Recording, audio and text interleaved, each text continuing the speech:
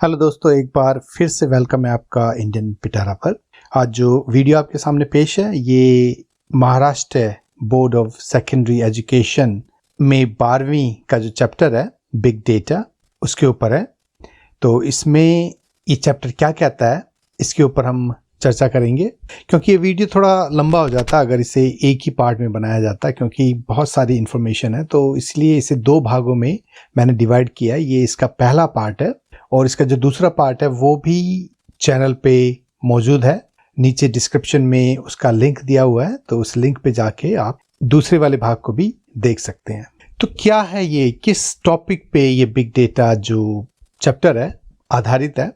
तो सिंपल सी बात ये है कि ये बिग डेटा का मतलब है जो हम सूचना या इंफॉर्मेशन लेते और देते हैं जब आप ब्राउजिंग कर रहे होते हैं, अपने मोबाइल पे होते हैं या इंफॉर्मेशन दे रहे होते हैं अपने बारे में, डेमोग्राफिक्स वगैरह जो होती है, कहाँ रहते हैं, आपका नाम क्या है, उम्र क्या है, किस ग्रुप से आप ताल्लुकात रखते हैं। तो ये जो चीज़ें हैं ये बिग डेटा के अंदर आती हैं और इस डेटा को फिर कलेक्ट करके उसको एनालाइज करके कई काम किए जाते हैं। इनमें से कई काम आपके लिए और हमारे लिए बहुत अच्छे होते हैं। इससे रिसर्च में सहायता मिलती है, इससे कोई प्लानिंग करनी हो अगर नेशनल लेवल पे तो उसमें हेल्प होती है। लेकिन आजकल ये जो इंफॉर्मेशन है इसके कई नेगेटिव यूसेस भी हैं।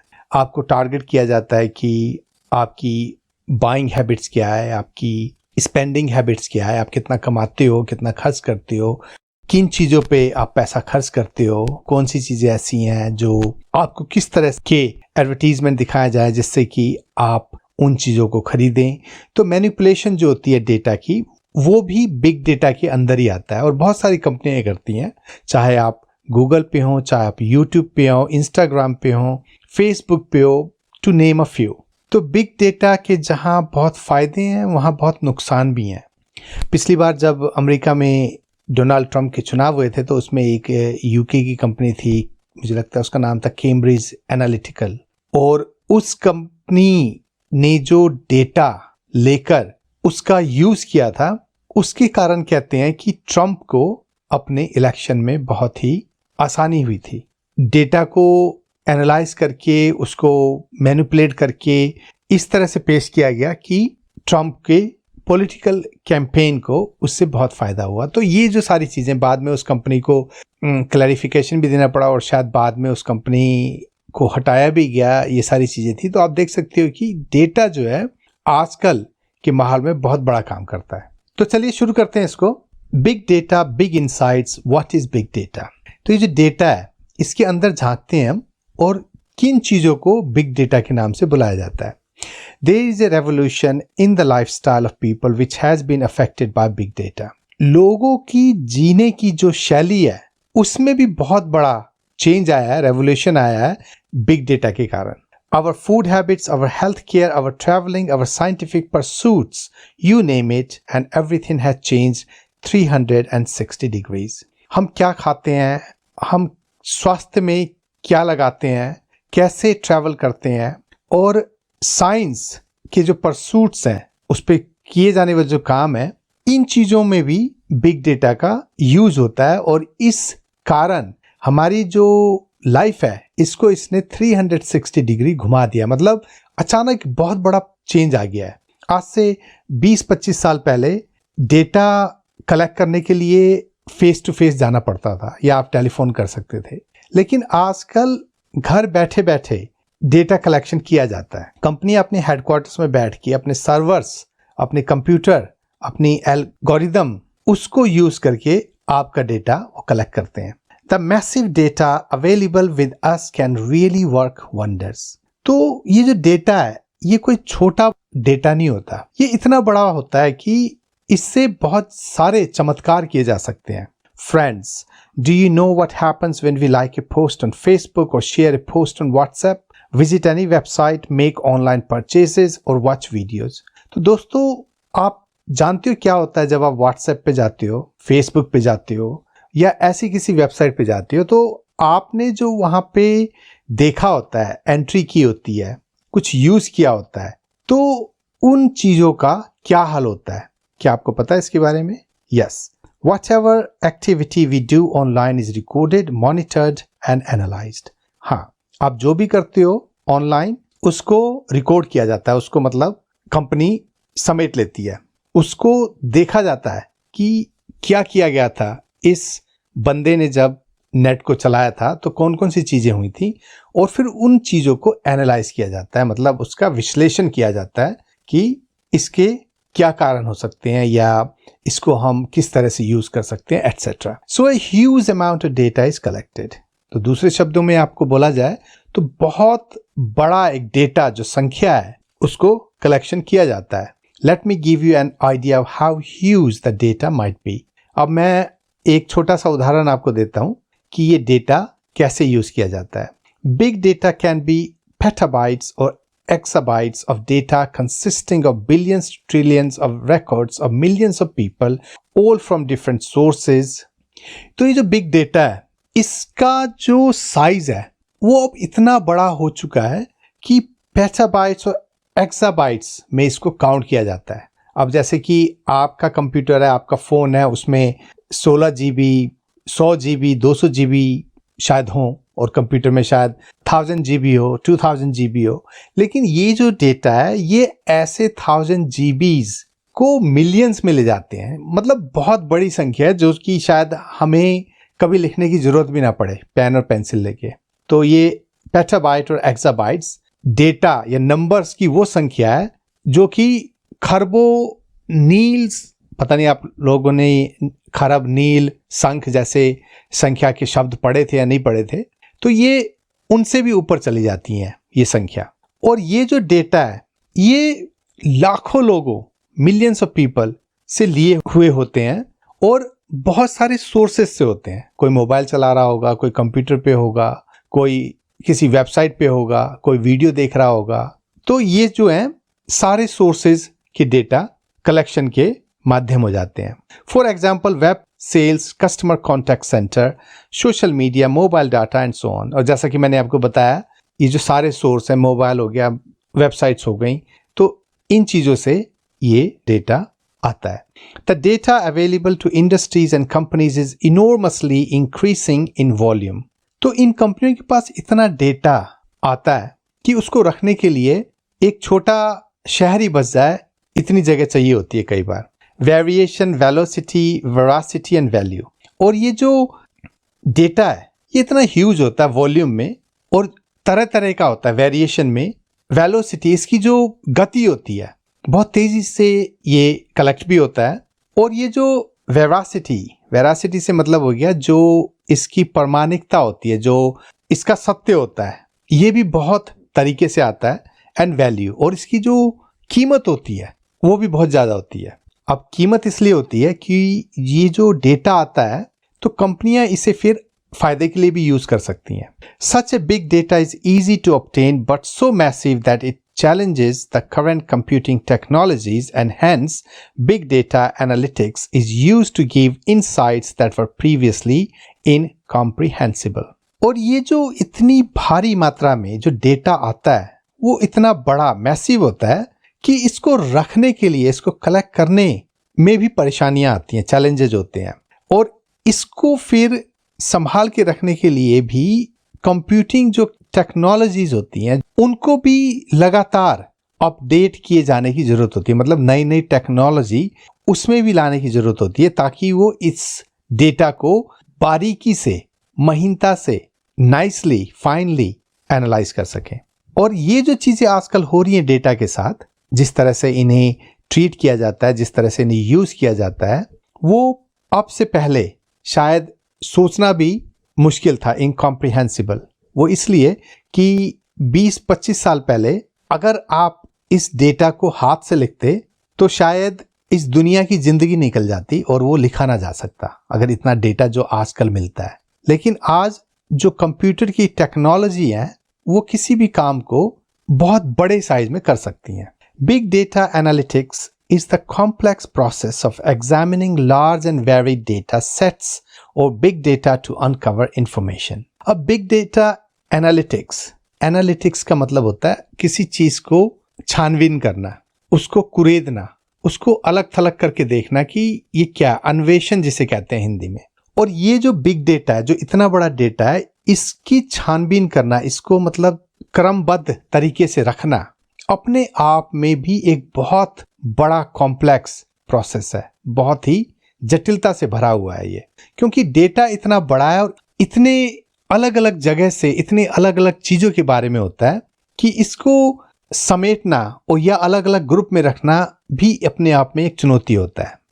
अब कौन सी चुनौतियां आती हैं इसमें, जैसे कि such as hidden patterns, unknown correlations, market trends and customer preferences. क्योंकि ये जो डेटा होता है, कई डेटा ऐसा होता है उसके पैटर्न जो होते हैं, मतलब वो किस तरीके, ये डेटा क्या कहना चाह रहा है, इसका पता लगाना कभी कभी मुश्किल होता है। मार्केट में क्या चल रहा है उसके हिसाब से भी डेटा आता है। मान लीजिए एक फिल्म हिट हुई और उस फिल्म के हिट होते ही उसमें हीरो ने एक किताब पकड़ी हुई है, वो किताब रातों रात फेमस हो जाती है। तो जो डेटा है वो मार्केट को फॉलो करता है और उससे बिग डेटा की उत्पत्ति हो जाती है। तो एक ये हो गया। उसके बाद कस्टमर प्रेफरेंसेस, कस्टमर क्या चाहता है। आप लोगों ने ऑनलाइन शॉपिंग की होगी और ऑनलाइन शॉपिंग देखने में तो बहुत आपको आसान लगती है, आप गए और आपने वहाँ पे एक चीज़ सर्च की और उसके बाद आपने ऑर्डर दे दिया। लेकिन जब billions of people online shopping करते हैं तो हर के अपने अपने कलर होते हैं, अपने अपने साइज होते हैं, अपनी अपनी पसंद होती है और उस हिसाब से फिर कंपनी को भी चीज़ें रखनी पड़ती हैं। तो एक आपकी तरफ की इंफॉर्मेशन होगी, आप क्या चाहते हो, दूसरी तरफ कंपनी क्या दे सकती है, वो इंफॉर्मेशन हो गई। तो दोनों तरफ की इंफॉर्मेशन बहुत बड़ी हो जाती हैं। तो ये कुछ उदाहरण मैं दे रहा हूं आपको ताकि आपको बिग डेटा को समझने में आसानी हो। तो बिग डेटा, एक बार मैं फिर से आपसे कहना चाहूंगा कि सिंपली ये जो इंफॉर्मेशन आप लेते हो और जो देते हो, मोबाइल पे हो, कंप्यूटर पे हो, वेबसाइट्स पे हो, ऑनलाइन वीडियो देखते हुए हो, ये सारी चीजें बिग डेटा का ही एक पार्ट है। With such a huge data available with the industries, they can have innumerable advantages. Hence, all the industries are trying to reap the maximum benefit from it. और क्योंकि ये डेटा इतनी बड़ी मात्रा में उपलब्ध है कि जितनी भी कंपनियां हैं वो चाहती हैं इसका फायदा हम ले लें।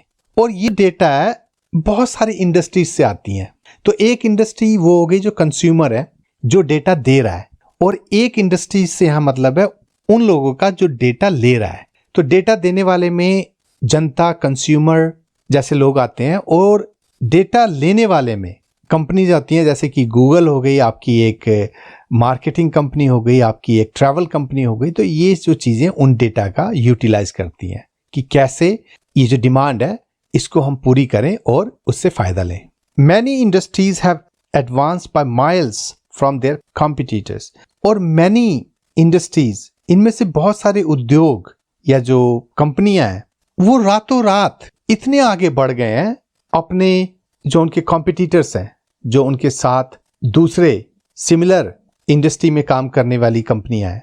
जैसे कि आप एक एग्जांपल ले लें, काफ़ी पहले माई स्पेस करके एक कंपनी थी, उसके बाद गूगल प्लस ने भी एक कंपनी निकाली थी जिसमें जो फेसबुक की तरह थी। लेकिन फेसबुक इतना आगे आ गया कि उसने माई स्पेस और गूगल प्लस को पीछे छोड़ दिया, जबकि इन तीनों कंपनी का जो टारगेट था वो एक ही था।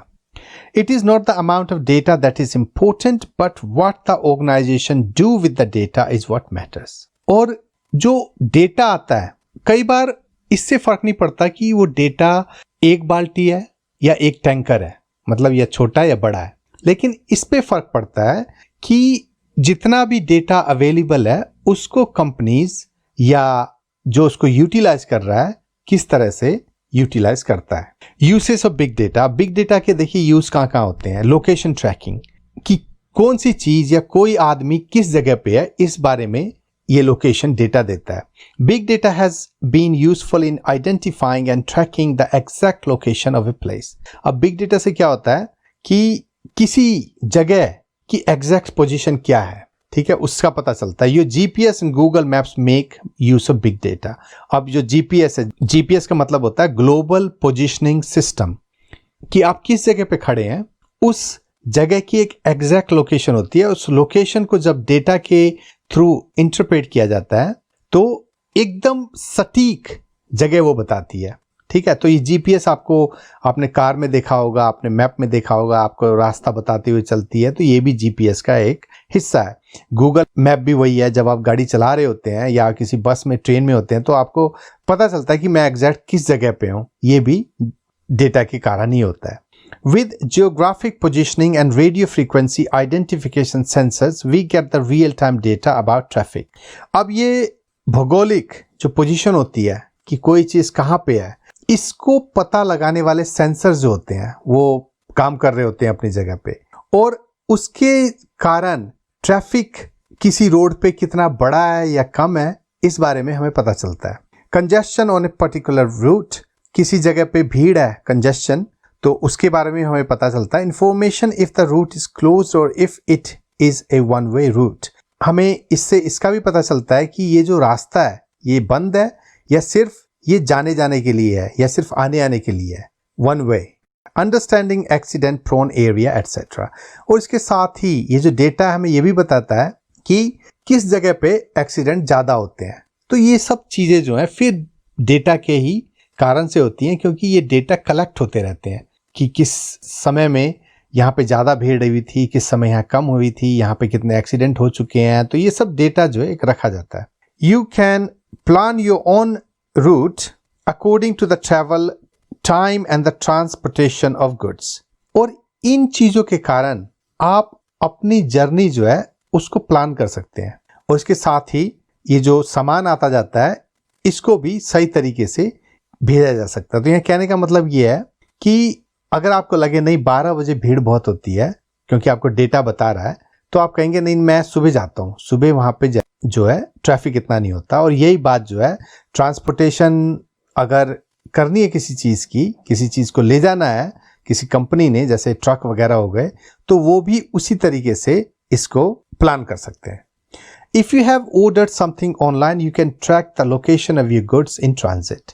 और अगर आपने मान लीजिए अमेजोन से या फ्लिपकार्ट वगैरह से कुछ सामान मंगाया है, तो आप ये भी देख सकते हो कि वो सामान कहाँ पे है इस समय और कितने बजे पहुंचेगा। तो ये चीज़ें बहुत आसान कर दी हैं डेटा के कारण। You can also track the condition of the goods, और इसके साथ ही सामान की जो हालत है वो कैसी है ये भी आप पता लगा सकते हैं। तो जो डिलीवरी दे रहा है वो कई बार अपडेट करते रहते हैं कि गुड्स हमारे पास जो भी थे डिलीवर करने के लिए उनकी हालत कैसी है वगैरह।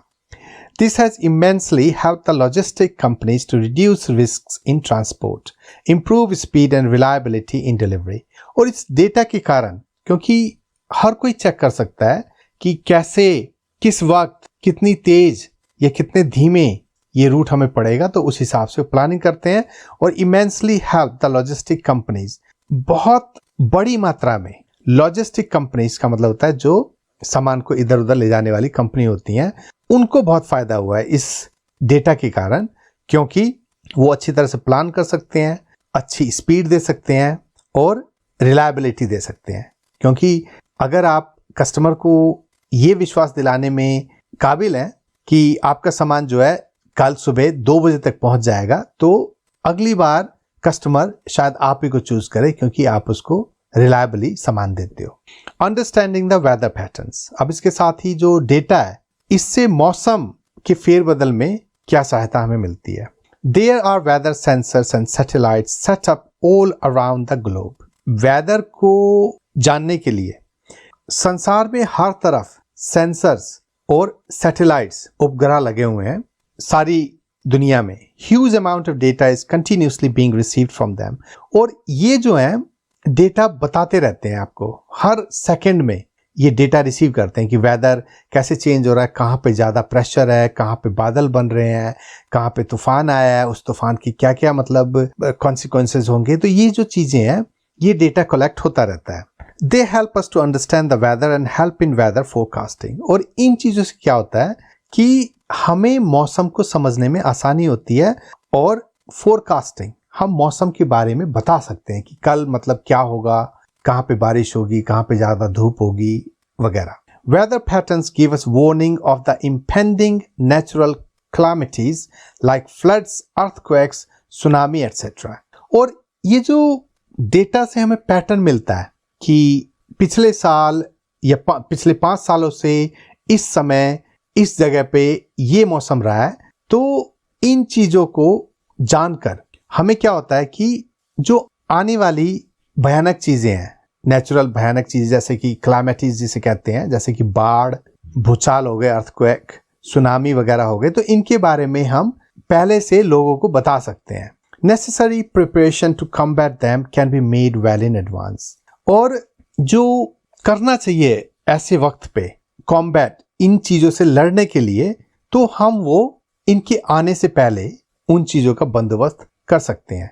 अगर हमें पता चल जाए कि भूचाल आएगा इस हफ्ते, तो उस भूचाल से बचने के लिए हम कई चीज़ें कर सकते हैं और सेफ हो सकते हैं। We can study global warming, ये जो धरती गर्म हो रही है इसके बारे में हम पढ़ सकते हैं। Predict availability of natural resources like water, और प्रिडिक्ट भविष्यवाणी कर सकते हैं कि जो नेचुरल चीज़ें होती हैं, पानी, इसका क्या हाल होगा, मतलब ये उपलब्ध होगा नहीं होगा, इस बार सूखा पड़ने वाला है क्या, या जो हमारे झरने हैं, नदियां हैं, उसमें पानी का जो लेवल है वो ठीक रहेगा या घट जाएगा। तो ऐसी चीज़ों के बारे में भी हम बिग डेटा के कारण पता लगा सकते हैं। हेल्थ केयर इंडस्ट्री, अब हेल्थ से जुड़ी हुई जो इंडस्ट्री है हमारी, उसमें भी ये डेटा काम करता है। Today we see the people have become health conscious. आजकल हम देखते हैं कि लोगों को अपने स्वास्थ्य को लेकर बहुत सावधानी रहती है, मतलब वो बहुत अलर्ट रहते हैं कि कहीं बीमार ना हो जाए, अच्छा खाएं, साफ खाएं, जैसी चीज़ें। द स्मार्ट वॉचेज, ये जो स्मार्ट वॉचेज आई हैं जिसमें आपको पता चलता है कि मेरा हार्ट रेट इतना चल रहा है, मेरी बीपी जो ब्लड प्रेशर है वो इतना चल रहा है, मेरा टेम्परेचर कितना है, जैसी चीज़ें। अदर वेयरेबल का मतलब हो गया ऐसी चीज़ें जो कि आजकल मामूली हो गई, पहनते हैं लोग। किसी को अगर हार्ट की प्रॉब्लम है तो उसके लिए एक हार्ट की धड़कन कितनी है ये बताने के गैजेट्स होते हैं, मतलब घड़ी की तरह ही। Health apps in our phone keep on collecting data, और हमारे फ़ोन पे जो ये हेल्थ के ऐप होते हैं ये भी आपको बताते रहते हैं, ये कलेक्ट करते रहते हैं डेटा। आपने देखा होगा कई फ़ोन में ये होता है कि आज आप दिन में कितने कदम चले हो, तो ऐसे ऐप जो होते हैं वो भी डेटा कलेक्ट करते रहते हैं। We can say that they are one mini biomedical research devices. हम यहाँ तक कह सकते हैं कि ये जो ऐप हैं, जो वॉचेज हैं, स्मार्ट वॉचेज, और ये जो वेयरेबल हैं, पहनने वाली जो चीज़ें हैं, ये हमारी खुद की स्वास्थ्य संबंधी एक रिसर्च करने की चीज़ें बन गई हैं। मतलब हम अपने आप ही आजकल पता लगा लेते हैं कि हमारा बीपी तो हाई नहीं है या हमारे दिल की धड़कन तो ठीक ठाक है। पहले इन चीज़ों के लिए आपको शायद किसी डॉक्टर के पास जाना पड़ता था। They detect our heart rate, ये हमारे दिल की धड़कन का पता लगा लेती हैं। Monitor the patient sleep pattern, ये भी पता लगा लेती हैं कि जो आदमी है ये सो रहा है, ये किस हिसाब से सोता है, मतलब कितने बजे से कितने बजे ये सोता है, ये बेड पे कितने बजे जाता है, सुबह कितने बजे उठता है, इत्यादि। Keep a record of his exercise, the distance walked etcetera. इसके साथ ही ये इन बातों का भी ख्याल रखती हैं कि आज इसने कितनी एक्सरसाइज की या ये कितनी दूर चला। The analysis of this data collected can give new insights and provide a personalised individual feedback to each and every person. और ये जो डेटा कलेक्ट किया जाता है इन घड़ियों से, इन चीज़ों से, ये हमें इंसाइट्स देती हैं, हमें बताती हैं अंदर की बात कि क्या हो रहा है हमारे साथ, हमारी बीपी हाई तो नहीं हो रही है, इनफ एक्सरसाइज कर रहे हैं नहीं कर रहे हैं। और इसके साथ ही ये हमें एक पर्सनलाइज्ड, मतलब सिर्फ हमारे लिए ही बनी हुई एक व्यक्तिगत इंडिविजुअल फीडबैक देती हैं, हमें बताती हैं कि ये जो है तुम्हारा लेखा जोखा है। Nowadays we have gadgets to monitor blood sugar, blood pressure, etc. at home. और आजकल जो गैजेट, जो ये जो नए डिवाइसेस हैं, जो नए फ़ोन वगैरह या जो भी चीज़ें आपको मिलती हैं टेक्नोलॉजी में, ये हमारा ब्लड शुगर, हमारे अंदर जो है कहीं डायबिटीज़ के लक्षण तो नहीं आ रहे, हमारा ब्लड प्रेशर तो ठीक है, इन चीज़ों को मॉनिटर करती हैं, देखती हैं एट होम। और ये चीज़ें आप घर पे कर सकते हो। 24/7 monitoring can be provided to patient in hospitals too. और इसी तरह 24 घंटे 7 दिन इस तरह की चीज़ें जो पेशेंट्स हैं, जो हॉस्पिटल में हैं, उनको मिलती है। पहले ब्लड प्रेशर के लिए नर्स आती थी, ग्लूकोज वगैरह के लिए आपको लैब में ले जाना पड़ता था, लेकिन आजकल ये जो चीज़ें बहुत ही जल्दी हो जाती हैं और इनमें ज़्यादा टाइम भी नहीं लगता इन डिवाइसेस की वजह से। With the help of big data the doctors can now have better diagnosis of any element. और इन डेटा के कारण डॉक्टर्स जो हैं डायग्नोसिस मतलब पता लगा सकते हैं कि एलिमेंट क्या बीमारी है, the effect of any drug etcetera, और इसके साथ ही दवाई का असर क्या हो रहा है ये भी पता चल जाता है। Unnecessary gas work can be significantly reduced. और ये जो तुक्के में कहने वाली बात होती है, शायद आपको तो फलानी बीमारी हो गई है या मुझे लगता है कि आपको ये दवाई खानी चाहिए, तो ऐसी जो चीज़ें डॉक्टर पहले कहते थे वो अब इतनी कॉमन नहीं रही, क्योंकि डिवाइसेस जो हैं डॉक्टर्स को भी बहुत हेल्प देती हैं कि किसी बीमारी या किसी बीमार को किस तरह से ट्रीट किया जाए। Past records of the patients can be maintained and better analysis of the health can be obtained। अब पुराने जो रिकॉर्ड हैं पेशेंट्स के वो भी आप कंप्यूटर में रख सकते हो, उसको एनालाइज कर सकते हो कि ये बंदा जो है पहले क्या हुआ था, तो उसका पैटर्न क्या बनता आ रहा है, इसको कितनी पॉसिबिलिटी है कि ये डायबिटीज़ होगी या इसको हार्ट अटैक होगा। तो ये जो चीज़ें पैटर्न में आ जाती हैं आजकल, वो भी थैंक्स टू बिग डेटा, ये जो डेटा कलेक्ट होता है उसकी वजह से। Big data helps in monitoring the outbreaks of epidemics and diseases. और ये जो बिग डेटा है ये आउटब्रेक्स, ये जो फैलती हैं एपिडेमिक्स कहते हैं ऐसी बीमारी को जो किसी एक जगह पे बहुत सारे लोगों को होती है। जैसे कि जब ये कोरोना पहले चाइना में था तो ये वहाँ के लिए एपिडेमिक था, लेकिन फिर उसके बाद ये पूरे संसार में फैल गया तो अब ये पैंडेमिक हो गया है। Just when you post your message, I am down with flu on WhatsApp or Facebook, it will be monitored and the area affected by flu can be easily located and necessary precaution can be taken। अब जैसे मान लीजिए आपने message डाला WhatsApp पे कि मुझे flu मतलब सर्दी जुकाम हो गया है, Facebook पे डाला, तो मान लीजिए बहुत सारे लोगों ने अगर ऐसे मैसेज डाले हैं तो ये फिर डेटा कलेक्ट होने लगता है कि भाई फलानी जगह पे फलाने एरिया में जुकाम ने बहुत जोर पकड़ा हुआ है, ठीक है, और उसके बाद इस एरिया को मतलब ध्यान में रखा जाएगा और इसके साथ ही अगर जरूरत होगी तो दूसरे एरिया में भी प्रिकॉशन मतलब सतर्कता जो होती है उसको अपनाने के लिए बोला जाएगा या उसके लिए काम किए जाएंगे। Pharmaceutical companies would pay huge amount to receive the health data of people to promote research in the particular area। और ये जो फार्मास्यूटिकल, ये जो दवाई बनाने वाली कंपनियां होती हैं, ये ऐसा डेटा अगर इनके हाथ में लग जाता है तो इसके लिए बहुत बड़ी रकम चुकाने के लिए तैयार होती हैं ताकि वो उस जगह पे जाके रिसर्च वगैरह कर सकें। क्योंकि अगर कोई ऐसी बात मिलती है जो दवाई बनाने के काम आए और ये दवाई बनाने वाली पहली कंपनी हो इस बीमारी की, तो आप खुद सोच सकते हैं कि कंपनी को कितना फायदा हो सकता है। तो डेटा जो है कमर्शियली भी बहुत इंपॉर्टेंट होता है। With the help of the data gathered, individuals are often given suggestions and solutions for the problems they are encountering. और डेटा के कारण ही क्या होता है, जो लोग होते हैं उनको जो परेशानियां वो झेल रहे हो, जो प्रॉब्लम्स उन्हें आ रही हो, उसके बारे में सलाह मशवरा दी जा सकती है, उसके उपाय बताए जा सकते हैं। तो दोस्तों इस पार्ट को मैं यहीं ख़त्म करता हूं और बाकी का जो हिस्सा है आपको दूसरे पार्ट में मिलेगा। तो आज के लिए इतना ही। ज़रूर बताइएगा कि ये कैसा लगा आपको, ट्रांसलेशन कैसी रही, इसमें जो बातें मैंने आपके साथ शेयर करने की कोशिश की वो आपको कैसी लगी, और पसंद आई हो तो लाइक और सब्सक्राइब ज़रूर करें। देखिए वीडियो बनाने के लिए बहुत मेहनत लगती है, बहुत एफर्ट्स लगते हैं, और जब चैनल की ग्रोथ होती है तो एक खुशी होना लाजमी बात है। तो आइए साथ साथ चलते हैं। तो आज के लिए इतना ही, जल्दी आपसे फिर मुलाकात होगी, तो गुड बाय।